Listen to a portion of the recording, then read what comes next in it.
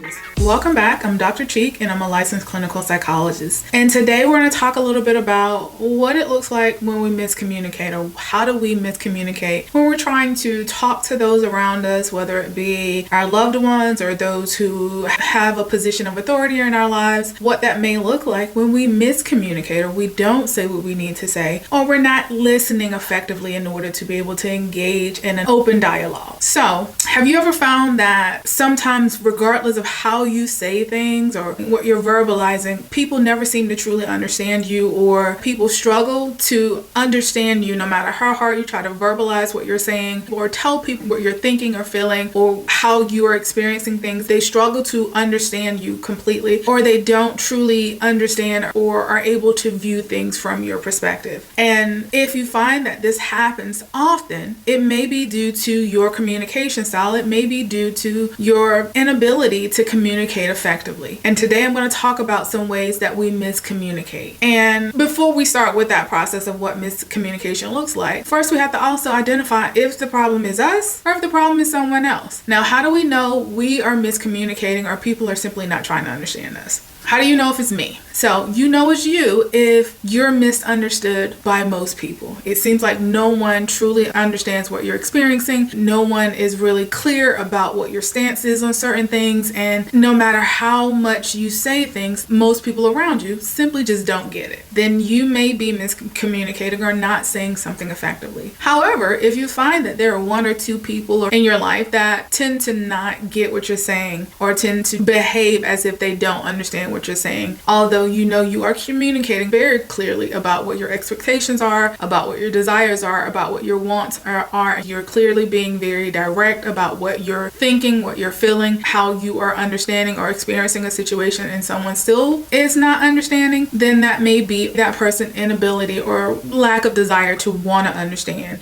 what you're trying to communicate. Now that we've understood what it may look like to determine if it's you with the problem with communication or if it's someone who's not actively trying to understand, now let's talk about ways that we miscommunicate. One of the ways that we miscommunicate is that we listen to respond and not to understand. So what this may look like is, so instead of listening to understand another person's perspective or understanding how they interpreted your behaviors or your own communications, instead of you listening to understand, you are simply trying to find blame, whether it's you're trying to figure out how you can blame the other person for what happened in the situation, or you're feeling like you're being blamed for that situation, although no blame is being placed. Your focus is on blaming or trying to find fault in the situation instead of trying to understand and listen to what's happening in that communication or in that discussion. And it can also look like you listening for trigger words. So listening for those words that are upsetting to you, listening for those things or watching for those behaviors that are upsetting to you, for you to focus on those instead of focusing on the entire context of the conversation. And also with the idea of listening to respond is that you're not truly listening to what someone is saying. What it may sound like is that that person becomes Charlie Brown's teacher. So it's a want, want, want, want, want, want. That's what you hear. And you hear that until it goes silent for a couple of seconds. And then you go back in and you are either restating something you've already said, you're making a point that has absolutely nothing to do with what someone had just said, or what you're saying has no relevance in what was being discussed prior. And you may do this, or the other person may do this. And if the other person does it, you may want to point that out. Like, did you just hear me? If you are doing that, be aware of that in yourself and say, did I just hear anything they just said? Or was I rehearsing in my mind what I wanted to say to them, regardless of what they were talking about? So that's one way we miscommunicate. Another way that we miscommunicate is that we make assumptions instead of asking questions for clarity or asking questions to have a greater understanding. Now, what this may look like is in a conversation, we may not fully understand what someone is saying or trying to communicate to us, but instead of asking that question, we run with our assumptions. And we run with those assumptions in a way that we place our own internalized assumptions onto that person. Although that is not what they were meaning by what they were saying, that is not what they were trying to convey, that is not the understanding that they were wanting you to get. That's the understanding you took away from what you heard and perceived them saying. And that was based off an assumption. And instead of you asking for clarification, you simply go with that assumption. And along those same lines, we may not fully understand, but if we don't fully understand understand, we kind of leave it at that. And now the other person leaves the conversation assuming you understood what they were saying, when in actuality you didn't understand, but you also didn't ask a question. So when you didn't understand or you didn't fully understand, instead of you asking questions, you simply let the conversation drop there. And sometimes we erroneously assume that if someone is not asking questions, if someone is nodding or appearing to hear us, we assume that they have taken in the message and they fully understand what we said. When in actuality, they may not have fully understood, and they are simply trying to process the conversation in that moment. And in them trying to process the conversation, they haven't had an opportunity to say to you what they were thinking or their understanding. So it may be helpful on both sides of the conversation that if the conversation drops and there's an assumption that they understood, you may want to ask to clarify if they fully understood what you were saying. Ask a question like, do you get what I'm saying? Does that make sense? And that puts the onus on that person in that moment to say, yes, I get that. I understand that. Now we have an understanding. But if you say to someone, do you understand that? You get what I'm saying? And they're still looking like a deer in the headlights, chances are they don't fully understand what you're saying. But the goal is that when we want to avoid miscommunications, when we don't fully understand something, ask the question. Or if we're trying to still process what's being said, be clear about that. So another way that we miscommunicate is that we sometimes have this expectation that other people know what we're thinking, what we're feeling, what we're experiencing in a situation or in a conversation. We sometimes expect those closest to us to be mind readers or psychics, and we're not. You can know someone for your entire life and still not know what they're thinking all the time. Now, yes, we could know someone for such a long time that we can anticipate what they may be thinking or what they may be experiencing or what they may be feeling. Instead of you assuming that or assuming that someone knows that, check. Ask them, is this what you're feeling? Is this what you're thinking? Instead of expecting people to know what you're thinking, experiencing, and feeling, regardless of how long they've known you, be willing to verbalize that to them when it's clear that they don't know what you're thinking, experiencing, or feeling. And I give people this example all the time, and this is a one-off example, and it's a kind of humorous example. When I was driving my sister and my nephews to a football game one Saturday, and my sister says to me, a car is backing out. I said, I see them, they're not going to hit us. Now we go back and forth with the same cars backing out, I see them, they're not going to hit us, for about 5 iterations. And then I park further than I needed to. And when we got out of the car, my sister says to me, I was telling you that so you could park there. My thoughts in that moment was, it was clear that I didn't understand what you were saying. It was clear that I didn't get it. So instead of simply repeating what you're already saying because you assume that I know what you're thinking, feeling, or experiencing, tell me the second half of that. Tell me what you're thinking that is clear I'm not getting. Now, does that mean that me and my sister don't miscommunicate still to this day? No, because we still do. But now we both know that when it's starting to happen, when we are repeating ourselves, like at about the 3rd time, we're like, wait a minute, what are we missing? Let's stop. We're repeating ourselves. What are we missing? So being able to be aware that, yes, even if you know someone for your entire life and you could probably read them like the back of your hands, they may not always know what you're thinking, feeling, or experiencing. And when it's clear that that is the case, go to that next step and tell them what you're thinking, feeling, and experiencing, because we're not psychics and we're not mind readers, and we shouldn't be expected to be. Lastly, a way that you may miscommunicate is that you may have a tendency to shut down instead of leaning in when conversations get difficult. And what I mean by leaning in is being clear that this is difficult for me. Taking breaks in the conversation and being clear that you need to take those breaks because what you're feeling in this moment feels overwhelming. So saying things such as, I don't want to shut down, I want to hear you, but give me a minute to kind of think about and process what you're saying. Or start to be aware of your emotional responses in that moment. Are you getting upset? Are you getting agitated? Are you feeling some sense of guilt or shame? Are you feeling some level of sadness? Or what is the emotion that is happening for you in that moment that's making this conversation feel difficult and wanting you to shut down? And lean into that. And when you lean into that and that emotion and you understand what that emotion is for you, then you can start to have a conversation from that place and maybe be able to say to the person in that moment, I hear what you're saying, but right now what you're saying is causing me to feel blank. And whatever that emotion is, put that emotion there. And I want you to understand, I'm putting this in therapy speech. And we don't speak therapy. But what I'm giving you now is therapy speak. I want you to put it in your own words. What does that sound like for you? Instead of saying this conversation is making me feel upset or angry, you can say whatever you're saying right now is bothering me. And I can't really put my finger on why it's bothering me. So give me a minute to take this in. I can't put my finger on it right now, but when I can, I'm going to explain it to you. And be willing to do that work and go back and let them know and explain why why that bothered you. Why is that something that was upsetting, or whatever emotion you felt? Lean into the difficult conversations instead of shutting down. Because when we lean into difficult conversations, we may be able to get to a resolution, as opposed to everyone leaving or walking away from a difficult conversation feeling like it's still undone. Like nothing's going to change because we came to no resolution. We came to no consensus. So now everything still feels up in the air.